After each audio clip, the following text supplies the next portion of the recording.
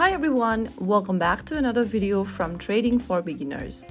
Today in this video, I'm going to show you how to find your Toobit user ID within the Toobit application on your mobile device.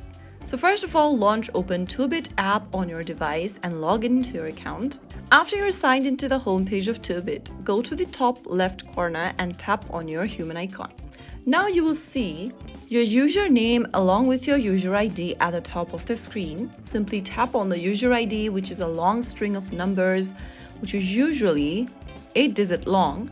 After you tap on it, you will be able to copy your user ID in your device's clipboard. Now this user ID will be helpful to you whenever contacting support or filling out forms. Your user ID is safe to share with Toobit's official support, but be cautious about sharing it publicly or with unverified third parties. While your user ID alone doesn't provide account access, it's a piece of your account information that should be protected. So that is how you find your Toobit user ID. Keep this number handy for faster support interactions and smoother account management.